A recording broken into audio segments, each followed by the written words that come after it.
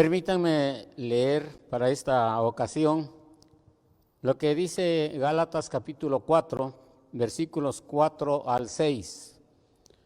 Pero cuando vino el cumplimiento del tiempo, Dios envió a su Hijo, nacido de mujer y nacido bajo la ley, para que redimiese a los que estaban bajo la ley, a fin de que recibiésemos la adopción de hijos. Y por cuanto sois hijos, Dios envió a vuestros corazones el Espíritu de su Hijo, el cual clama, Abba, Padre. Oremos.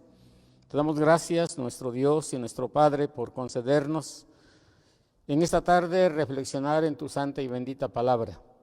Nos encomendamos en tus manos, tanto mis hermanos que nos escuchan, como de manera especial tu siervo.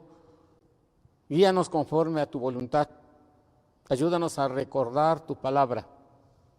Ayúdanos a atesorarla en nuestro corazón. Y ayúdanos también para poderla vivir como es tu santa y divina voluntad. En Cristo Jesús, nuestro Señor y Salvador, te lo suplicamos todo. Amén. En este pasaje de Gálatas capítulo 4, versículos 4 al 6, deseo que fijemos nuestra atención y medio mencionemos lo que el apóstol Pablo está escribiendo a la iglesia que está en Galacia. Estos hermanos muchos de ellos eran judíos, por lo tanto conocían muy bien lo que dice la ley, o diríamos lo que el Antiguo Testamento nos está describiendo. Y dentro de esas personas que ahora son creyentes en Jesucristo, pues les falta una solidez en la enseñanza que ellos aprendieron a través del ministerio y de las predicaciones del apóstol Pablo. Ellos siempre enfatizaban y estaban tratando otra vez de dar el primer lugar a la ley y como creyentes tal vez estaban pensando en que su fe era como en segundo lugar y que deberían de cumplir todo lo que la ley dice. Pero el apóstol Pablo les va a mencionar aquí las ventajas que tiene el glorioso evangelio a comparación de lo que dice la ley del Antiguo Testamento. Los hebreos, los israelitas, de hecho, habían recibido las promesas de Dios. Eran herederos de todas las promesas que Dios les había dado en todos los aspectos. Sin embargo, no lograron recibirla. No pudieron alcanzar ese galardón. No lograron alcanzar esas promesas porque estaban bajo la ley. Y el apóstol Pablo va a usar esa ilustración, esos términos, que todos los que estaban bajo la ley eran como niños que estaban bajo la tutela de sus maestros, de las personas que las cuidaban y que no podían actuar por sí mismos hasta que tenían que llegar a determinada edad, cuando el padre podía entregarles la herencia y así poder ser ellos los dueños. El libro de Hebreos, en el capítulo 11 de manera especial, y creo que todos los recordamos, va el escritor a mencionar una lista de personas que se consideran y que así queremos eran los héroes de la fe. Y va a comenzar ahí desde el principio de la creación y va a relatar o va a mencionar la vida de muchas personas, muchos hombres, muchas personas que tuvieron una fe maravillosa e inclusive hicieron grandes cosas para la gloria de Dios. Tenían fe. Así ellos conocían las promesas de Dios y tenían fe. Sin embargo, vamos a encontrar una expresión que nos llama la atención. La expresión se encuentra de manera especial en este capítulo, casi 2 veces, y se va repitiendo casi en este capítulo. La expresión es, y no alcanzaron lo prometido. no alcanzaron lo prometido. Y muchos murieron, dice, solamente viéndolo de lejos, saludándolo y creyéndolo, considerándose ellos mismos que eran unos peregrinos aquí en la tierra. No alcanzaron lo prometido. Pero el versículo 4 de manera especial va a comenzar el apóstol a describirnos lo que se ha venido mencionando durante este tiempo de diciembre, este mes de diciembre, acerca del nacimiento de Jesús. Por eso dice el versículo 4, cuando llegó el cumplimiento del tiempo, Dios envió a su Hijo. Pero cuando llegó el cumplimiento del tiempo, Eclesiastés capítulo 3 va a describirnos que todo tiene su tiempo. Tiempo de nacer y tiempo de morir. Y va a seguir relatando esa situación del tiempo. Todo tiene su tiempo. Y Dios, el creador del universo, dice este pasaje que cuando vino el cumplimiento del tiempo, y es que Dios tiene programado todo lo que acontece aquí en la tierra, como también en el cielo.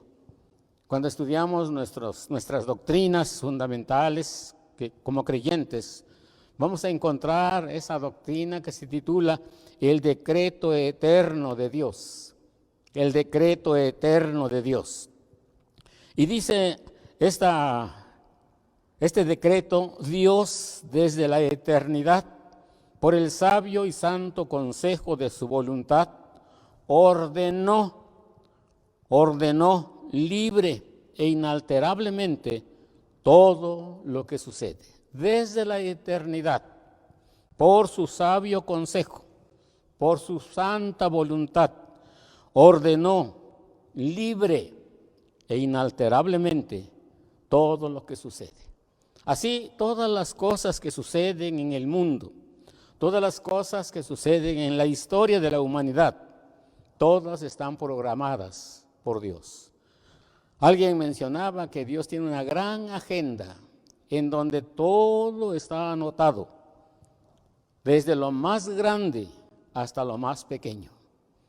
Leemos en la palabra de Dios que dice que Salomón, siendo un hombre tan sabio, pudo estudiar desde el musgo que aparece en la pared hasta los grandes cedros del Líbano, desde lo más pequeño hasta lo más grande.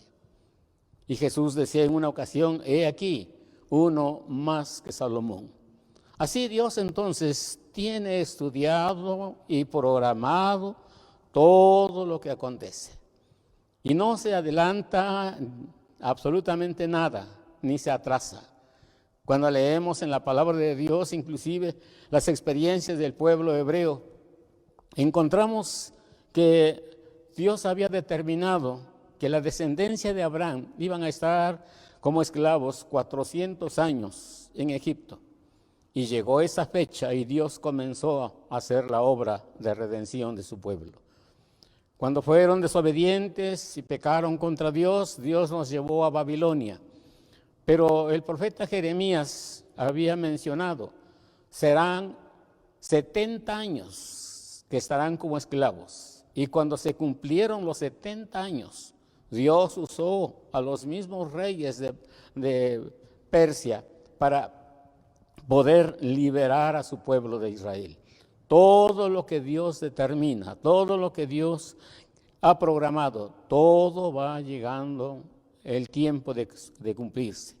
Jesús entonces, como también ya se ha estudiado durante estos días de diciembre, fue anunciado desde mucho tiempo, desde el momento cuando el hombre pecó. Ya se ha mencionado Génesis 3:15, la primera promesa mesiánica. Y así en toda la Biblia se viene mencionando de ese acontecimiento glorioso que sucederá cuando Jesús venga al mundo, cuando el Mesías venga al mundo. Y llegó ese día, llegó esa hora que Jesús nació. Y Jesús nació sencillamente para efectuar la redención. Cuando vino el cumplimiento del tiempo, Dios envió a su Hijo. Por eso Pablo, cuando escribe a los romanos en el capítulo 11, va a mencionar, profundidad de las riquezas y de la sabiduría de Dios para programar todas las cosas que acontecen. Jesús les mencionaba que ni siquiera un pajarillo cae al suelo sin la voluntad de nuestro Dios. Ese es el Dios en el cual creemos. Ese es el Dios en el cual nosotros vivimos en Él. Estamos en sus manos. Él nos guía y nos sostiene. Pero Jesús también vino, cuando llegó el cumplimiento del tiempo, Dios envió a su Hijo para redimirnos y adoptarnos como hijos. Éramos extranjeros, éramos esclavos, éramos pecadores, pero Dios nos reconcilió en Cristo Jesús. Dios nos compró de nuevo y nos compró no con oro ni con plata, como dice la palabra de Dios. Nos compró con la sangre preciosa de su Hijo amado, nuestro Señor y Salvador Jesucristo. Hemos sido lavados, transformados, limpiados de nuestras maldades. Tenemos vestiduras blancas, pero se han emblanquecido con la sangre del Cordero. Así Jesús vino, llegó el cumplimiento del tiempo. Dios envió a su Hijo para redimirnos de nuestros pecados y para adoptarnos como sus hijos. No solamente nos salvó, no solamente vino a rescatarnos, no solamente vino a sacarnos de la esclavitud del pecado, sino vino también para darnos algo más. Me llama mucho la atención lo que se lee en Éxodo capítulo 3, versículos 7 y 8. Moisés está en Horeb, tiene una visión, una zarza arde, no se consume. Él va a investigar qué está sucediendo, Dios le habla. Y después de identificarse como el Dios de Abraham, de Isaac y de Jacob, y después de quitar Moisés sus sandalias, Dios le dijo: bien he visto la aflicción de mi pueblo, he oído su clamor, he conocido su angustia, he visto la aflicción de mi pueblo, he oído su clamor, he conocido sus angustias. Por lo tanto, he descendido para librarlos de la esclavitud de los egipcios y llevarlos a una tierra buena y ancha, a una tierra que fluye leche y miel. No solamente pudo ver Dios la aflicción del pueblo hebreo que sufrían bajo la esclavitud egipcia. No solamente había oído el lloro, el clamor, los lamentos de este pueblo. No solamente había conocido los sentimientos más profundos de tristeza que tenían los israelitas allá en Egipto. Y él dice que descendió. Él vino para liberar al pueblo, sacarlos de la esclavitud y llevarlos a una tierra ancha y buena, una tierra que fluye leche y miel, la tierra prometida, la tierra de Canaán. Así, Dios siempre hace una obra completa. No solamente vino y no solamente recordamos lo de Navidad, el nacimiento de Jesús y todos los acontecimientos maravillosos que la Biblia nos dice que sucedieron. No nos deja solamente alrededor del pesebre y a lo mejor como aquellos magos postrados adorando a este niño. Nos hace pensar también en el momento de la crucifixión. Nos lleva a la cruz. Nos lleva al sepulcro y también a la resurrección, porque vino para identificarse con los pecadores. Aquel verbo se hizo carne, sí, pero para comprarnos de nuevo, liberarnos de la esclavitud y trasladarnos a una tierra que fluye leche y miel, y para los creyentes, a la nueva Jerusalén. El Salmo 40, versículos 2 y 3, Dice, me sacó del pozo de la desesperación. Me gusta mucho este pasaje. Afirmó mis pasos. Me sacó del pozo de la desesperación. Afirmó sobre peña mis pasos. Luego puso en mi boca cántico nuevo. ¿Ya? Me sacó del pozo de la desesperación, del lodo cenagoso. Y me gusta este pasaje porque tal vez se relaciona mucho con mi propia vida. Me sacó del pozo de la desesperación, del lodo cenagoso. Cuando no conocemos a Cristo, vivimos sin Dios, sin Cristo y sin esperanza. Hundidos en el pecado, hundidos en la desesperación, en la angustia, en la tristeza. Pero cuando la gracia de Dios se manifiesta, cuando el Salvador vino al mundo, cuando Dios envió a su Hijo, fue para sacarnos de ese pozo de la desesperación, del lodo cenagoso. Pero puso nuestros pies sobre peña, algo muy firme, enderezó nuestros pasos. Pero luego también dice, puso un cántico nuevo en nuestros labios, alabanzas a nuestro Dios. Dios envió a nuestros corazones también el Espíritu de su Hijo. Así dice Gálatas 4:6. Y por cuanto sois hijos, Dios envió a vuestros corazones el Espíritu de su Hijo, el cual clama, Abba, Padre. Así, llegó el cumplimiento del tiempo, Dios envió a su Hijo. Todo lo que Dios ha determinado se cumple. Pero vino precisamente para redimirnos, para sacarnos de las tinieblas y trasladarnos a su luz admirable, para sacarnos del poder de Satanás y constituirnos en sus hijos. Nos adoptó como hijos. Vino para redimirnos. Pero luego también dice que por cuanto somos hijos ahora, somos perdonados, somos lavados, somos limpiados con la sangre de Cristo, Dios envió a nuestros corazones, dice el texto, a vuestros corazones, el Espíritu de su Hijo. Y ese Espíritu del Hijo de Dios, que se refiere al Espíritu Santo, es el que nos hace clamar juntamente con Él, Abba, Padre. Abba, Padre. Por eso damos alabanzas a Dios. Por eso entonamos cánticos a nuestro Dios. Con grande gozo, como dice el himno, grande gozo hay en mi alma hoy, porque Cristo me salvó. Entonces, el Espíritu Santo vino a nuestro corazón por cuanto fuimos reconciliados con Dios mediante la sangre de nuestro Señor Jesucristo. Esto nos enseña acerca de la fidelidad de Dios. El Espíritu nos enseña. Si hemos de recordar, si hemos de entender, si hemos de leer con devoción la palabra de Dios, es porque nos enseña el Espíritu que está en nuestro corazón.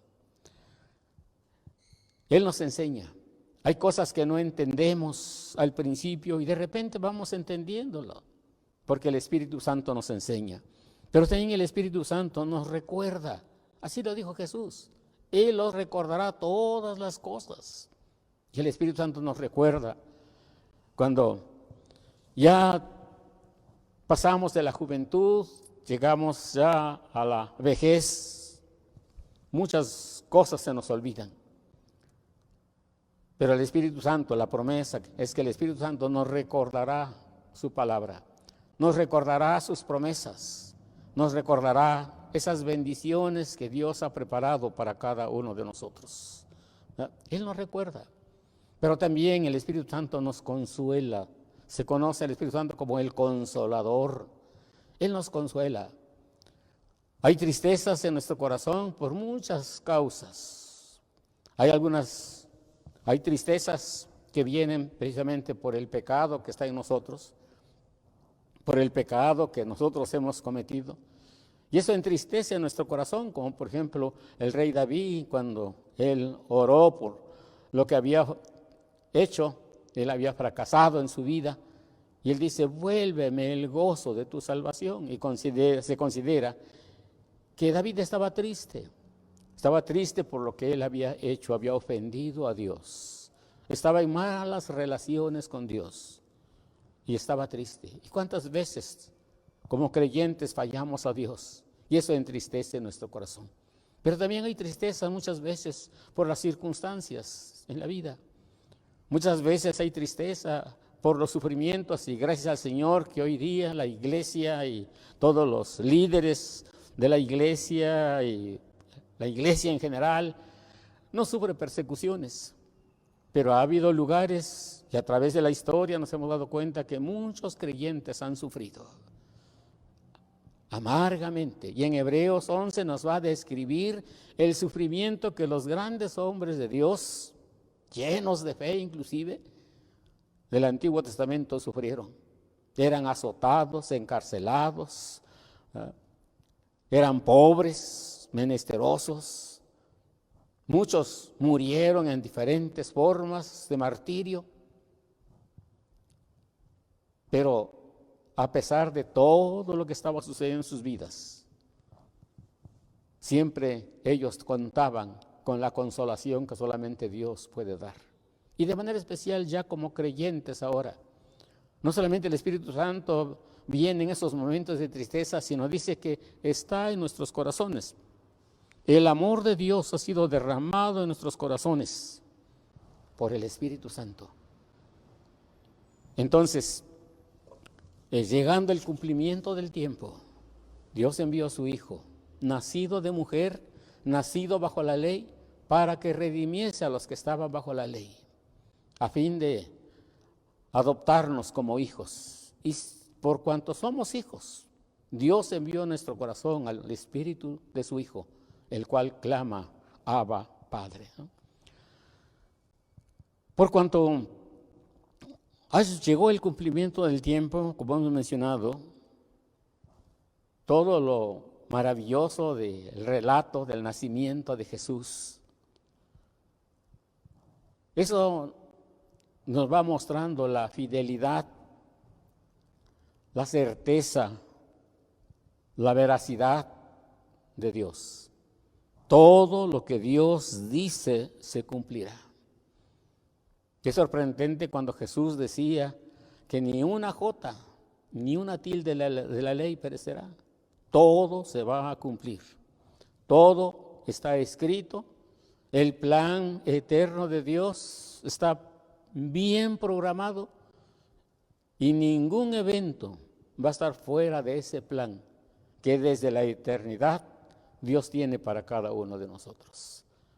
Dios tiene para la iglesia en general, para su pueblo en general, pueblo redimido, que tiene inclusive para todo el mundo, porque todo está bajo el control de nuestro Dios. La fidelidad de Dios. ¿Cuántas veces vemos en la Biblia cómo Dios fue cumpliendo sus promesas? Dios había prometido a Abraham tener un hijo y que iba a ser todas las naciones benditas por él. Pero pasaron muchos años para que su esposa Sara tuviera el hijo de la promesa. Como hemos mencionado, el nacimiento de Jesús se anunció desde el principio de la creación. Y pasaron muchos años, pasaron muchos siglos. Pero cuando vino el cumplimiento del tiempo, Dios envió a su Hijo, nacido de mujer. Esto también nos hace pensar en las maravillosas promesas que Dios nos da y cómo podíamos nosotros disfrutarlas. Yo creo que cada día podemos ir como aquel hombre que hablaba con Jesús y le dijo: creo, Señor, aumenta mi fe, aumenta mi fe.